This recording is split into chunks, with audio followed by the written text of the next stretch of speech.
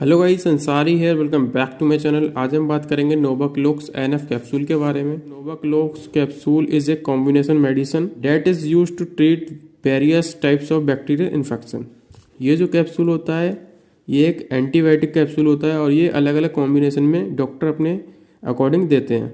Capsule का use bacterial से होने वाले इन्फेक्शन को रोकने के लिए किया जाता है। तो हमारे अगर कान में इन्फेक्शन हो जाता है या नाक में इन्फेक्शन हो जाता है या फिर हमारे गले में इन्फेक्शन हो जाता है या बॉडी में कोई भी पार्ट में इन्फेक्शन वगैरह हो जाता है तो इस कैप्सूल का यूज़ डॉक्टर एंटीबायोटिक के तौर पे यूज़ करते हैं। और इसके अलावा कैप्सूल का यूज़ लंग्स इन्फेक्शन जिसको बोलते हैं फेफड़ों में इन्फेक्शन या फिर बोन इन्फेक्शन, हड्डी में इन्फेक्शन, फिर बोलते हैं यूरिनरी ट्रैक में अगर इन्फेक्शन हो जाता है तो भी इसको यूज़ करते हैं। पूरी जानकारी लेने के लिए चैनल को चेकआउट करें या डिस्क्रिप्शन में लिंक है, आप उस पर क्लिक करके भी पूरी जानकारी ले सकते हैं।